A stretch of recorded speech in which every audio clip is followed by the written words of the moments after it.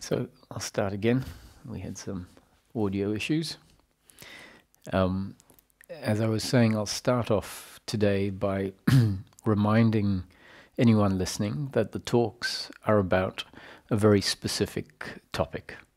And so anything that's said in the talks, in this talk or any of the talks you listen to from me, always needs to be brought back to one very specific topic, and that is happiness for the human being in daily living. And happiness is not referring to some positive feeling of excitement or joy or pleasure to do with the gaining of enjoyable things or spending time with friends and feeling good. Happiness in this context refers to something very particular. It refers to peace of mind, continuous, unbroken peace of mind in daily living, regardless of the circumstance you find yourself in, which is going to be sometimes pleasurable and sometimes painful. The flow of life, which is essentially what refers to the circumstance, the events, are always going to be sometimes in line with your preferences and other times not in line with your preferences. So that means either pleasurable or painful. And peace of mind has everything to do with your attitude to the circumstance, as opposed to the circumstance and whether it is pleasurable or painful in and of itself, but rather your attitude to the circumstance. And the attitude to circumstance can be one of acceptance, understanding that yes, this is how life unfolds sometimes, understanding that pleasure is pleasurable, but it isn't adding to one's self. It doesn't make one more valid. And pain, yes, it's not pleasurable like pleasure, it's painful, but pain is not an attack on who we really are at our core. And so if that's the attitude we have towards pleasure and pain, then that's an attitude of acceptance, an attitude of peace, an attitude of equanimity. And it's acceptance, it's peace, it's equanimity because of the absence of the alternative attitude. The alternative attitude is to be in strong resistance to what's happened, not having any acceptance of it, which means not accepting that life is going to deliver pain from time to time. So peace of mind really means the absence of psychological suffering.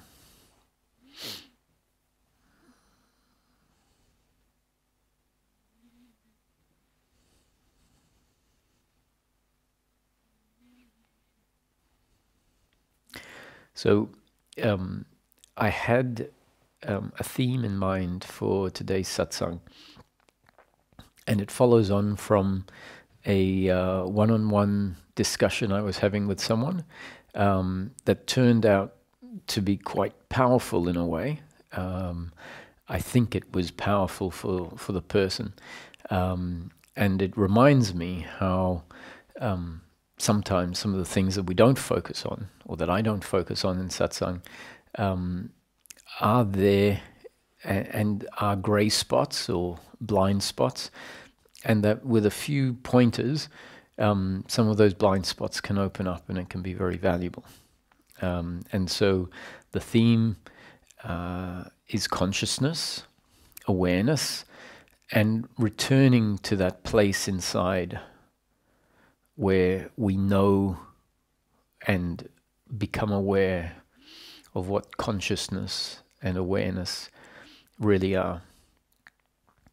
However, in the last 24 hours, a friend and devoted seeker of truth, well, maybe I shouldn't say seeker of truth, because as many of you know, I don't often talk about it as a seeking for truth, but a seeker, a devoted seeker nonetheless, has sent me through a creative production that she's put together over the last few months. And I know, because of having spoken to her quite a lot, that she's put a lot of effort in to this production, and it's a video production on the principle of who cares, and who cares, as in who question mark, who is it that cares about all of the stories that are going on in our head in horizontal time about the past and about what our neighbors are doing and our friends are doing,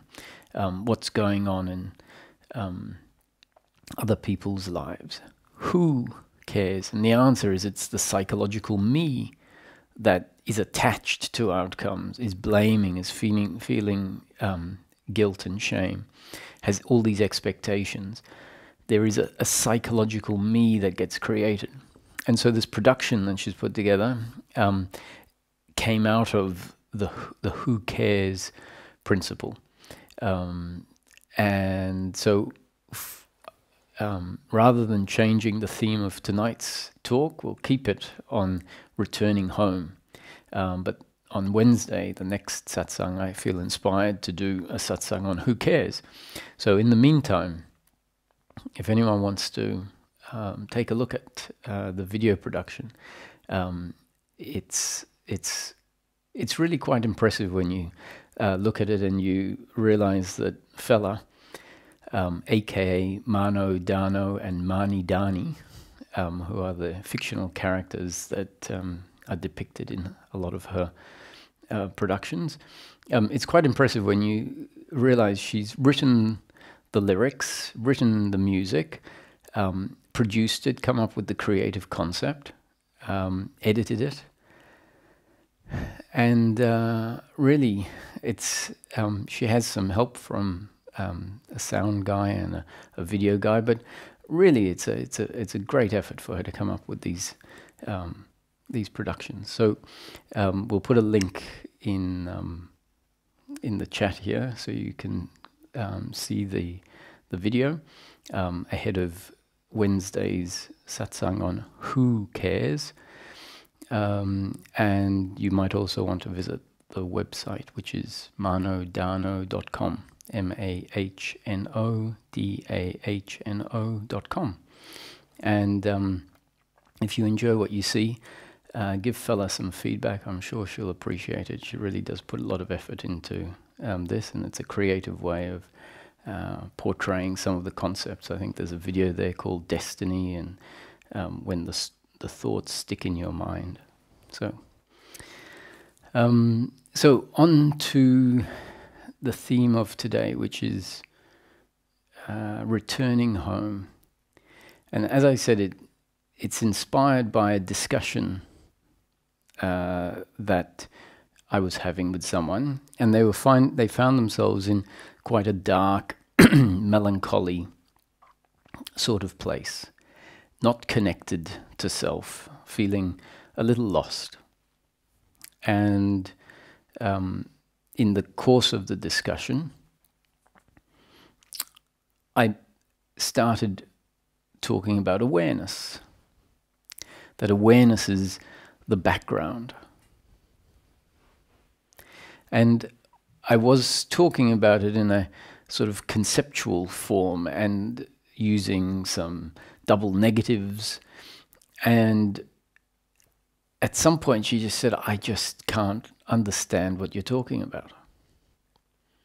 Which makes complete sense when we feel a certain energy in the body. When there is a certain energy in the body, there's a disconnection.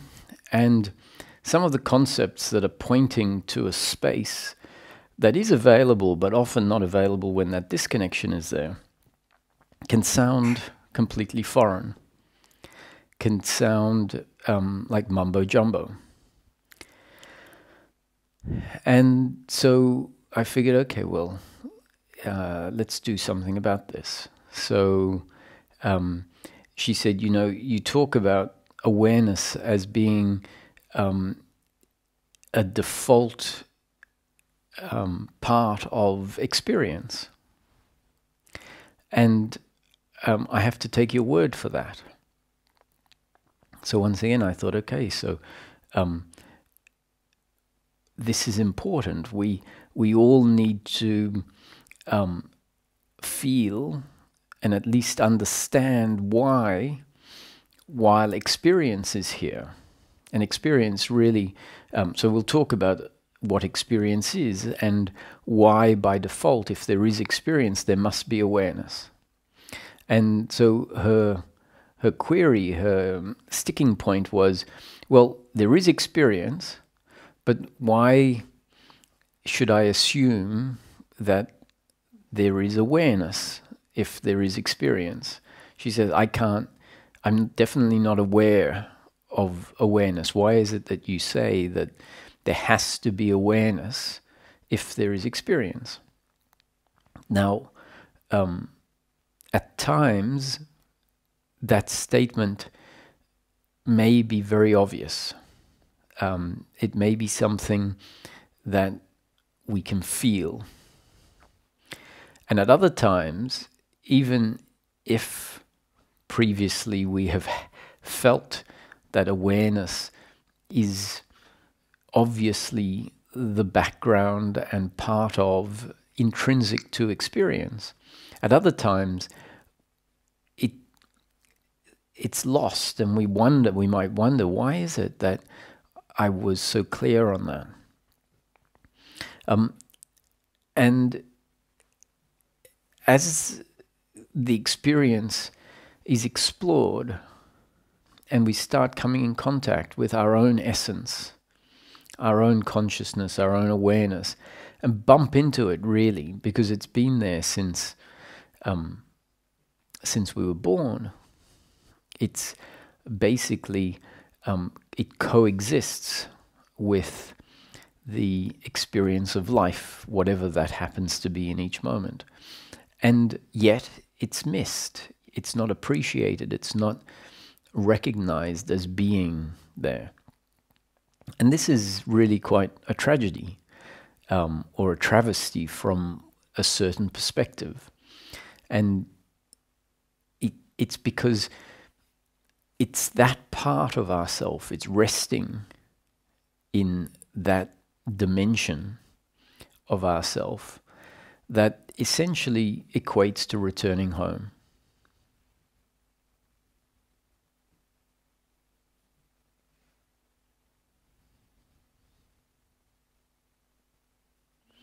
It's a resting outside of thinking, outside of trying to get somewhere, outside of trying to understand or grasp anything. It's a place that is outside of anxiety, outside of worry, outside of fear, outside of blame. We could even say prior to, or a place where those feelings dissolve. And if we rest deeply in that aspect of ourself, and when I say if we rest deeply, what I really mean by that, if there's a dropping in, a falling back into the aspect of the human being that is this conscious awareness that I'm speaking of, then what might become apparent if the question is asked, now, what are you looking for?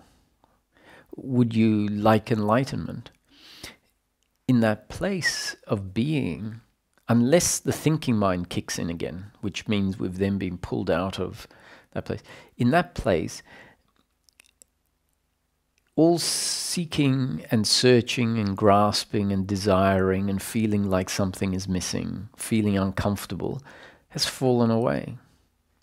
And what we can find is, if the question is asked, do you want enlightenment? The direct feeling is, I don't need enlightenment.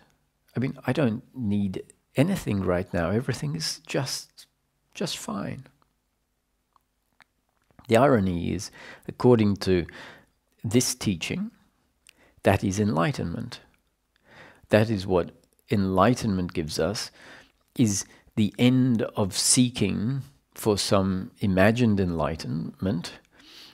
Often, why I say imagined enlightenment is because so often the habit of human thinking to objectify things, to look into the future and imagine getting something, which usually means pleasure. And in the case of enlightenment, we have these imaginations of a very holy and spiritual pleasure.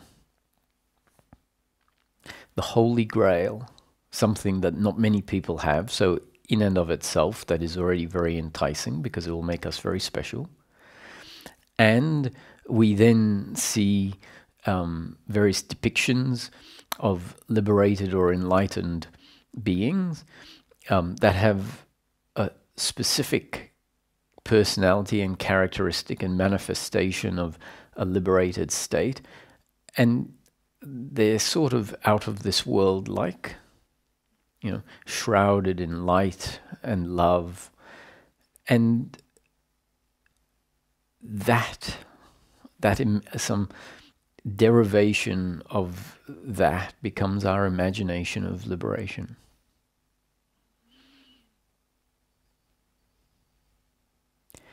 And as we return home, in those moments where everything becomes simple and ordinary, if we're really honest, we'll say, if we feel it, we say, I don't need anything more than this. Who cares? Who cares about that other enlightenment?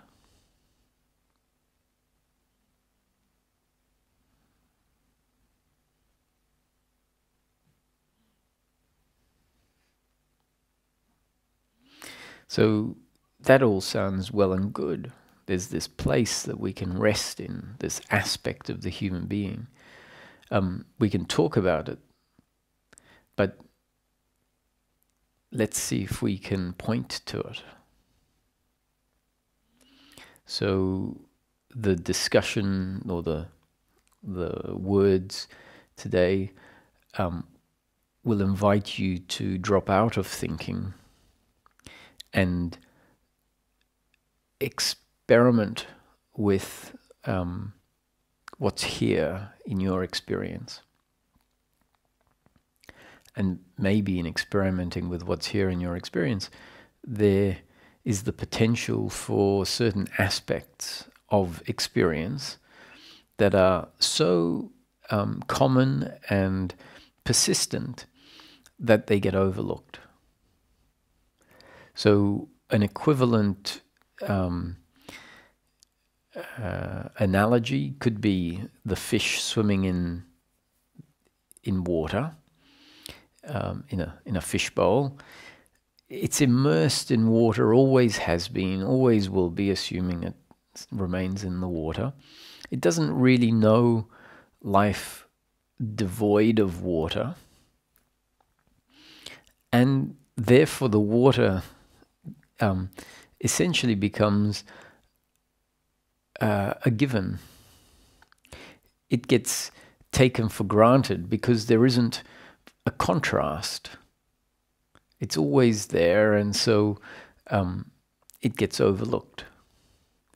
And consciousness or awareness can be likened to the water or the air that we breathe.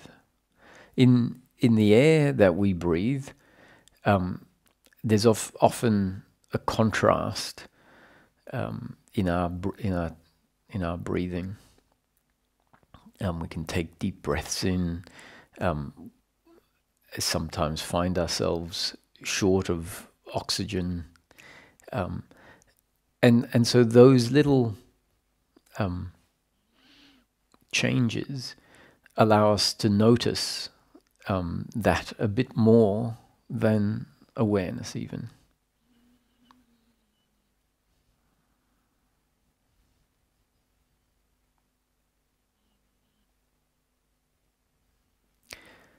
So when this lady asked, so why is it that you say that awareness has to be present if there is experience? it meant that there must be another rationale in her thinking that explains how the experience of life exists. If the question is, well, why is it that you say that awareness has to be here? Because I don't see that as a necessary factor. So my question was, okay, so how is it that she explains the experience of life without including awareness in the equation? And I had a suspicion, and it turns out that that suspicion was correct. And so we explored it. And so when I asked, so why is it, how is it, on what basis is it that you get to see various things? And she said, well, if we take the visual components of life, it's because of my eyes. So I thought, okay, good, we're getting somewhere. So the eyes see the tree or the lamp or the other person. Okay, so then how do we address this? So imagine, so I'm playing both sides of the conversation here. Imagine you are asleep and someone tilts you up and points your head in the direction of the lamp or the tree and then pries your eyelids open. And assuming all of that doesn't wake you up, your eyes are seeing the lamp or the tree, but there's no registering it, no awareness of the lamp or the tree.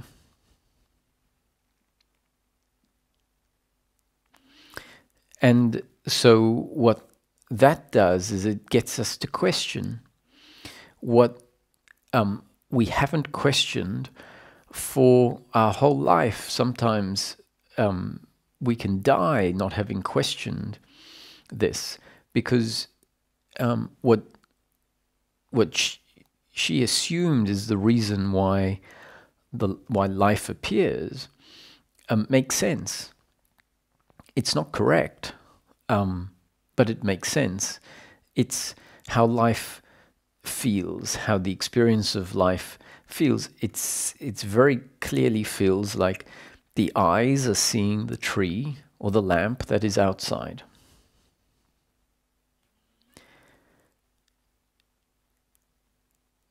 And we can also use the ears. The ears are hearing the sounds that are outside. And so sometimes we won't go any further than that, and just that's enough. It's like, that's why I see things, because of the eyes, and I hear things because of the ears.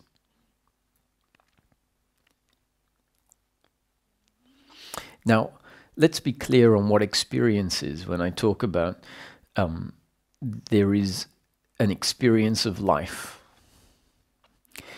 So if someone asks me, what is life? From one perspective, an answer to that question, what is life, can be, well, if you go to your experience and you say, what is life?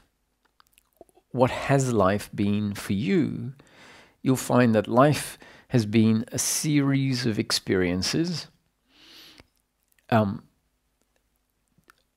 The experience, you could say, the experience of wherever you are at whatever point in time. So on your 5th birthday, if you had a whole lot of school friends around for a birthday party, and you were having cake and balloons and clowns and magicians, whatever, there was an experience of the day, that moment, the eating of the cake. And so our life essentially is always an experience. and we have memories of past experience. So we can assume that there was past experience, but the past experience was always exactly like this present experience. So life actually is always a present moment experience.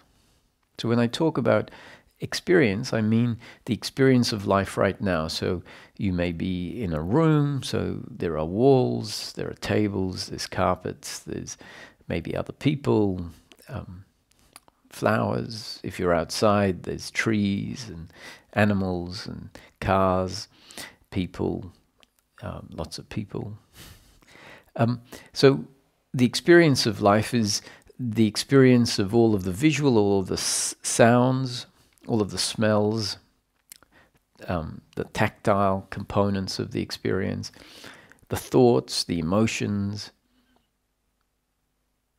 the feelings. So it's a multi-sensory thought, emotion, feeling experience. And if you can visualize the experience, as in a thought experiment, or actually even better if you can encompass or unite all of these components which I've conceptually described as different, the visual, the sound, the smells, the tactile, taste, thoughts, emotions. If we can understand that they are all many layers, and once again, layers implies separation, but really they're components that make up a whole. So the momentary experience is a singular experience with all of these seemingly separate components, but where are the edges between the components? The edge that is most obvious is a visual edge. But if we go beyond the gross definition of the object, we might ask, where does the table end and the space, the air between the table and the chair begin? And is there a separation other than a visual separation?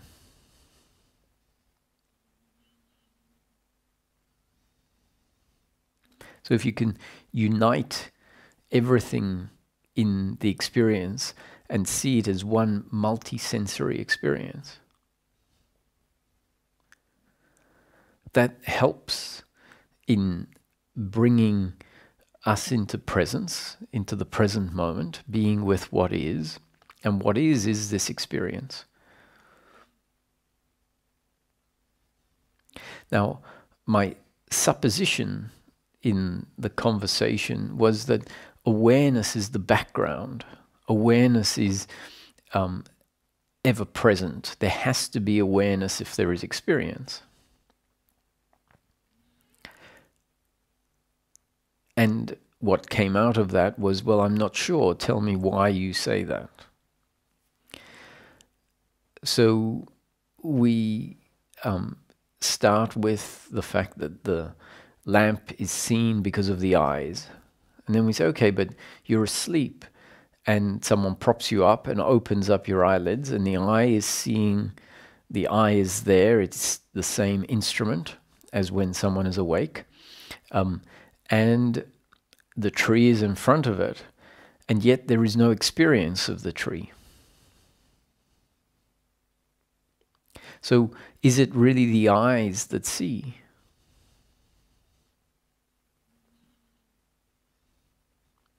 And if you are under sedation and the doctor opens up your eyelids and shines a torch in there, they do that to see that the eye still contracts, that there is still communication between the eye and the brain. And so the eye is still operating as an instrument, and yet there's no conscious awareness of that experience.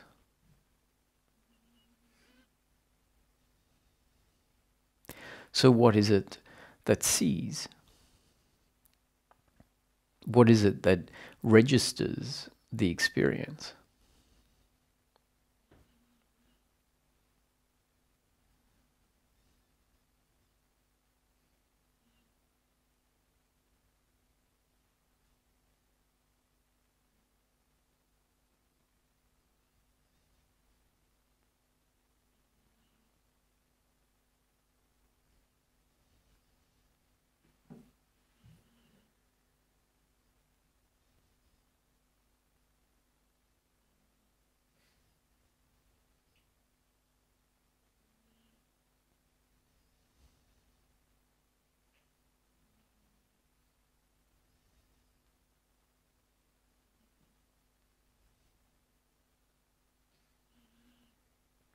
So there is a consciousness that is the background onto which that which is picked up by the eye, a background onto which that which is picked up by the eye is projected.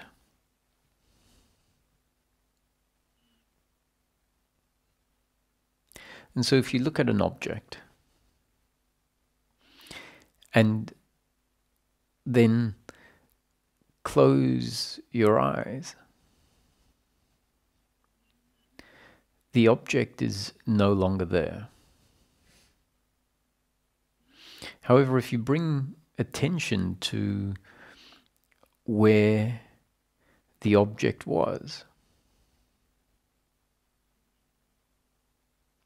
you might realize that awareness is still very much here.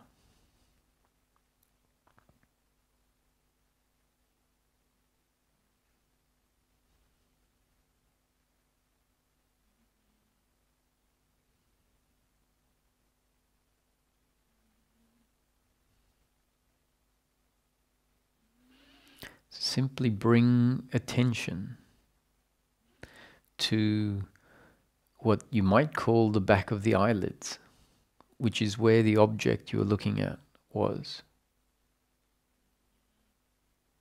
And you realize that the object is no longer projected on to the screen or background of awareness because the visual instrument, the eye, is covered up.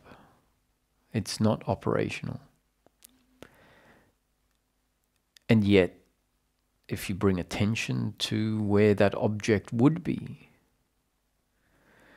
you might realize, you might bump into the awareness that is ready to become aware of any object that is projected onto it. And that awareness, that vast spaciousness, is quite capable of being aware of itself.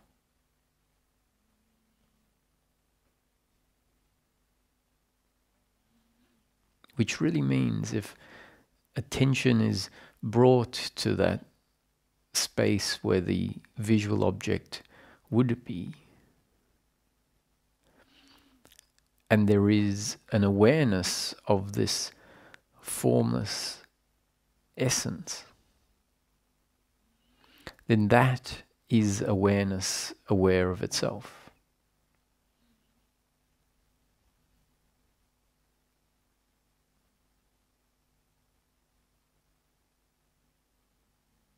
Now, why is this important?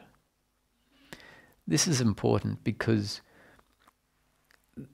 that essence, that background, that core of who we are, that is always there, that is there by default. If there is awareness of my hand, awareness of the video, awareness of the room you are in, by default, awareness has to be present.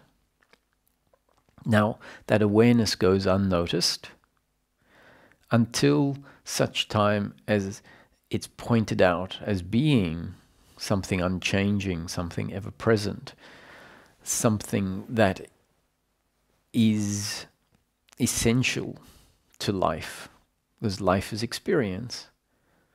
Without that, if you take it away, it's like deep sleep where the experience falls away.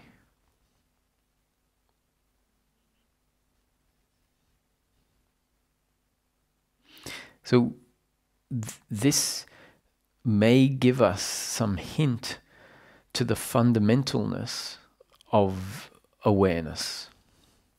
I started off using the word consciousness, and now I'm using awareness and consciousness as interchangeable. And what I mean by consciousness in this case is the consciousness that is flowing through the human being and has two very primary components or facets to it. So consciousness has two branches that are not really two. They're two facets of consciousness. One is being, or the sense of existence, and the other is the faculty of awareness, that which is aware. Now, we're not focusing on the beingness or the sense of existence for now. So we're just looking at consciousness and its aspect of awareness, which means now we can switch the words consciousness or awareness, and it means awareness, because awareness is one of the primary functions or aspects of consciousness.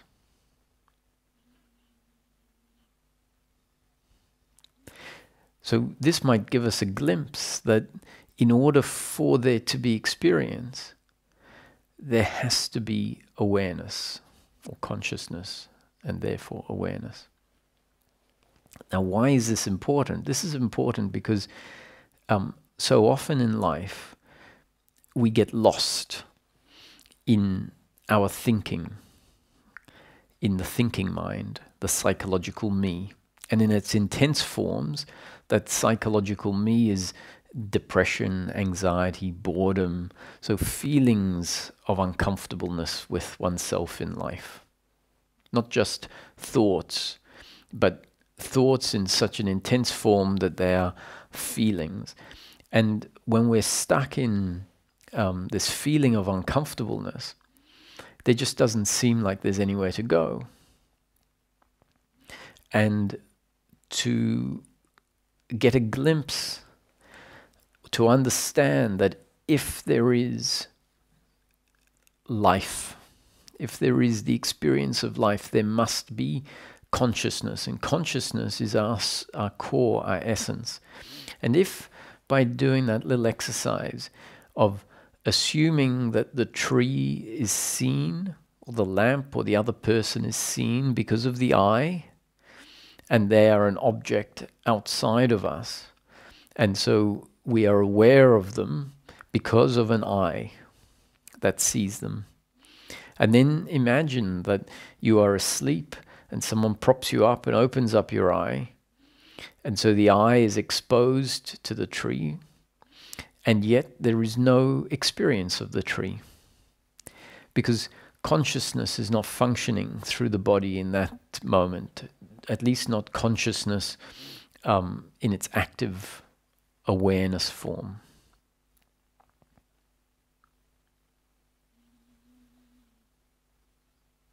And the same in deep sleep, which is what we've just assumed you are in, where someone has opened your eye but you're in deep sleep, or if you're under sedation, being operated on, let's say. Thankfully, there is no awareness. The instrument, the hands that are the instrument of touch, just like the eyes are the instrument of vision and the ears the instrument of sound, they're still very much intact when the body is in deep sleep or under sedation. But awareness is not there. there is nobody home.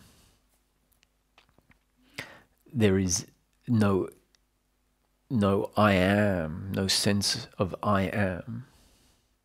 So that's the other aspect of consciousness, awareness and the sense of existence, the sense I am.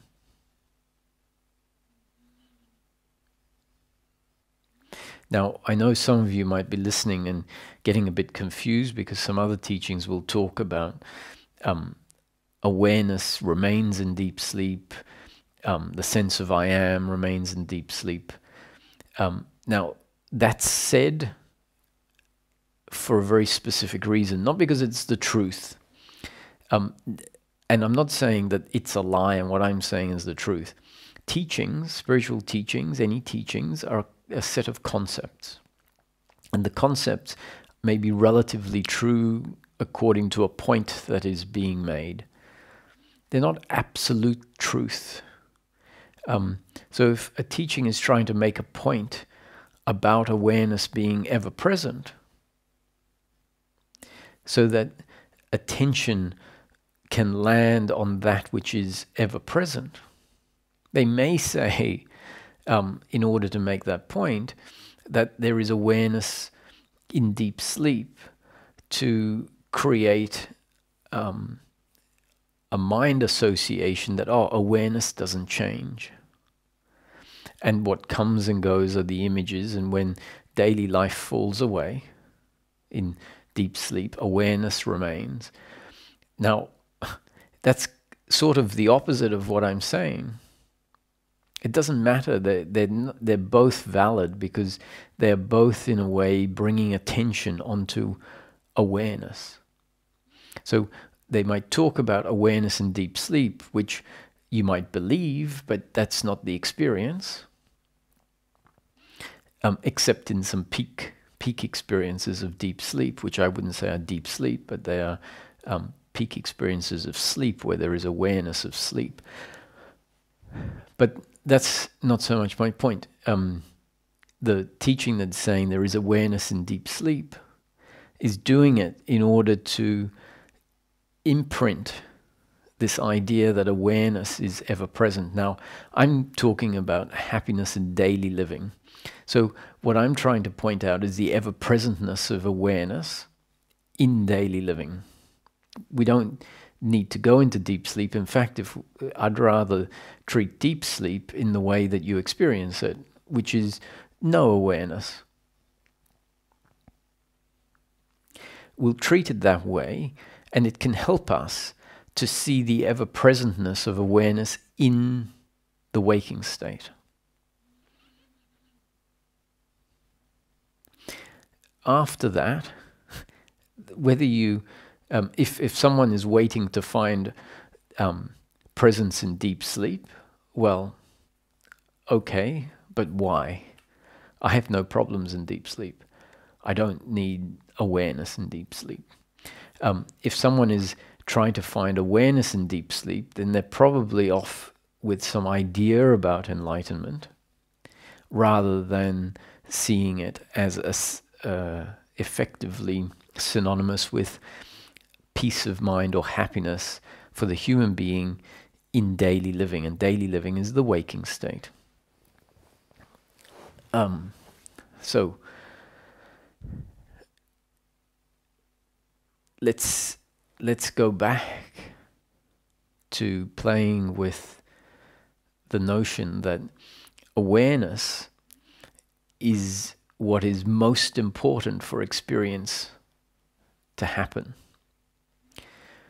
If there is no I, then, as in the physical eyeball, or that instrument, that part of the machinery doesn't work, then sure, the experience is not going to include visual objects of an external world.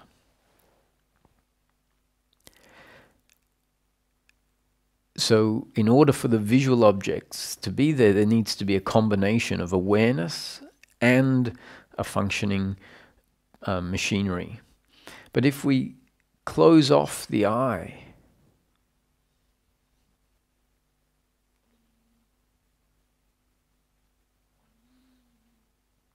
and see that that is just a piece of machinery that delivers one aspect, one component of the experience, being the visual part. And even if we blocked off the ears, which means no sight and no sound, and we bring our attention to where the sound objects might be if they were there, if we bring attention to where the visual objects may be if they were there, and we realize that there's this palpable field of awareness.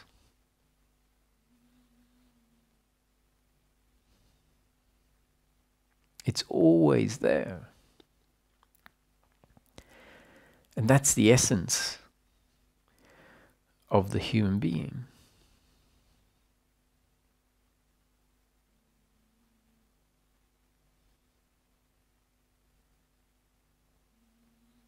And I hope some of you who've bumped into that feel that there can be a dissolving of the thinking part of the human being, a dissolving into that unchanging field of awareness, that empty, spaceless, timeless, formless awareness. And in that dissolving into that, being that, becoming that, but not as the vast expressions of humanness that we're so used to, coming back to our core, to our center, we might realize that we can just rest there quietly.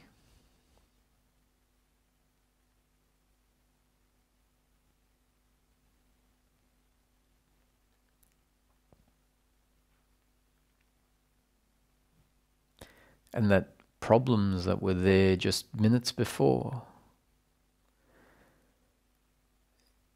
fall away as the thinking mind falls away.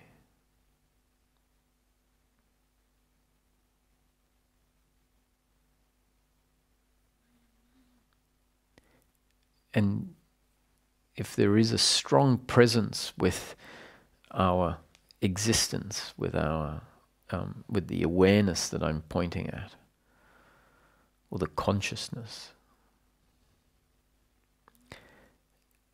and an abiding there, a resting there, falling back into it, a dissolving there, being,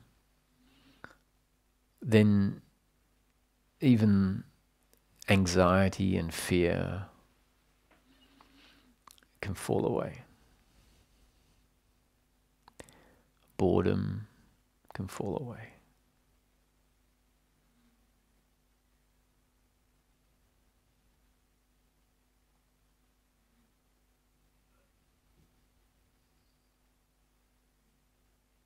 And you can rest there for 2 minutes, 3 minutes, 5 minutes, 10 minutes. You might say, oh, I'm quite happy just falling deeper and deeper, sitting with no need to do anything or go anywhere. It's like your effort has been hijacked.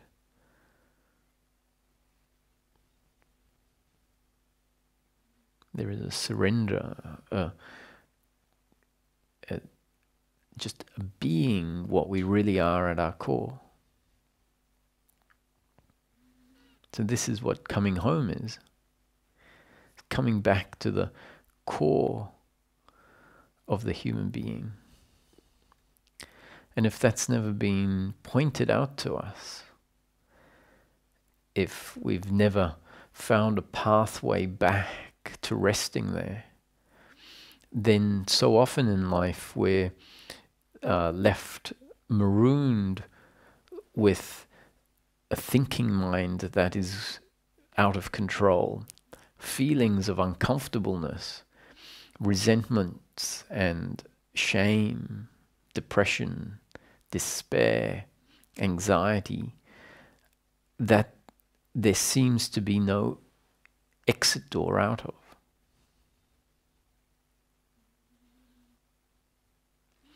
And if a part of us, if we start to understand that if there is daily life experience, there is consciousness. And if there is consciousness, that is our essence. And that it's possible, not in our control, but possible for a habit to dropping in to that consciousness, dropping out of the thinking mind, out of involvement in the feelings, trying to fix them. Just return back home. And that's where the magic is revealed, where, there's nothing that needs to be done to fix these things. If we need to go to therapy, actually the therapy might be useful for some people. If it's useful to weaken that movement of thinking and help release traumas, and through exercises, through professionals understanding how that gets held in the body.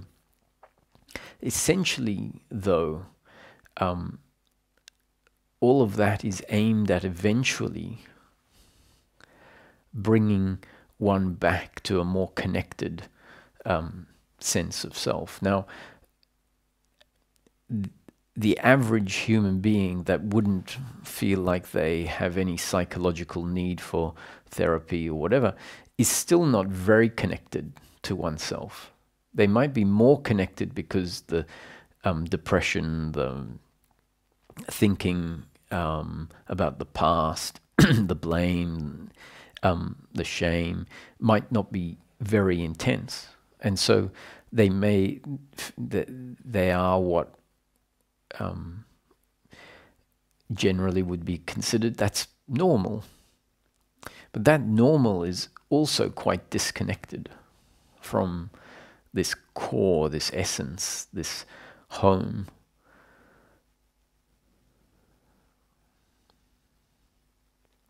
And if a doorway opens up, and I really hope that looking at an object, assuming it's because of the eye, and then realizing that no, the eye on its own doesn't register the object, and then closing the eye, and in that moment bringing attention to where the object was, and realizing that there is this alive essence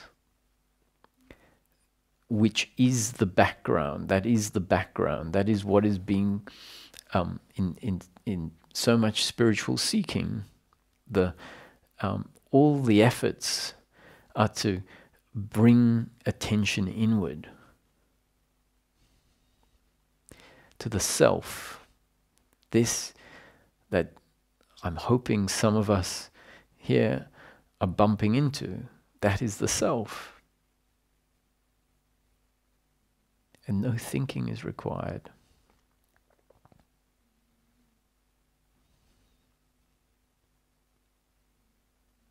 I hope some people are feeling like they're getting dragged in, and realize that as you're dragged in, you can just be there effortlessly. And I'm not talking about the person with all of their preferences and their thinking and their knowing themselves as a mother or a sister or a father or a brother or a daughter, but something much more fundamental and devoid of all of that definition. Undeniable sense of existence, an undeniable sense I am, not a defined I, but just an existence. So if in this state of resting in being, if the question arises in that space, are you alive? You might not know what the you are, but there is this undeniable sense, I exist. There is existence.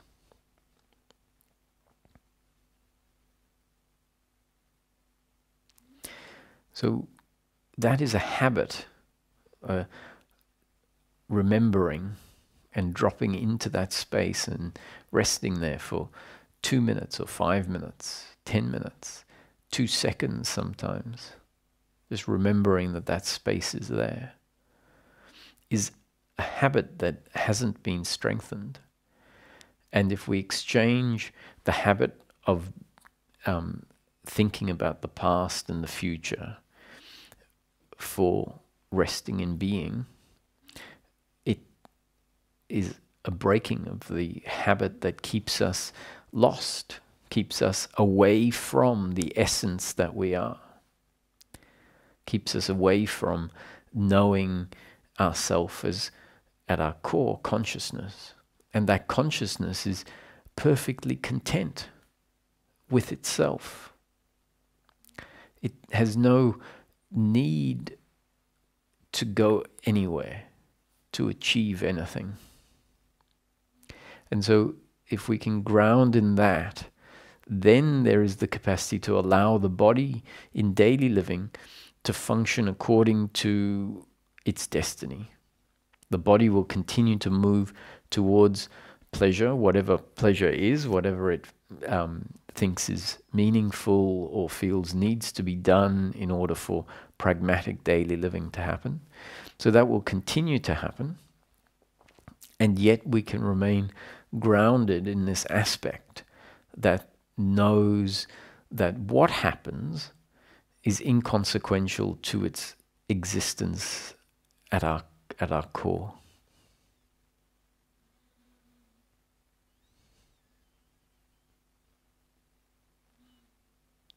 That's meditation.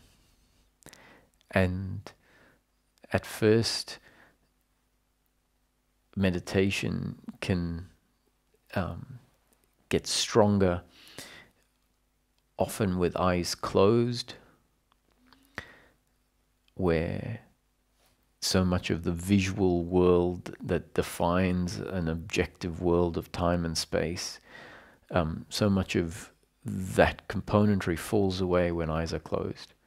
And we can turn inward. And as we cultivate an ability, a habit, a movement towards resting there, then we find when we come out of that meditation with closed eyes, we might be able to take that meditation into daily living, where the connection to oneself is felt, and we remain grounded in that, even while activities are happening. So this is our greatest resource. If we're forced to live life disconnected from this refuge, this place of connection to the part of ourself that doesn't need things to turn out a certain way, that isn't feeling insecure, unworthy, incomplete. All of that is on the outward movement of the life experience. It's all contained in thinking, either thinking in its conscious form or in its more concentrated form, where it appears as a feeling, where we feel completely lost, and are moving into the core of who we are.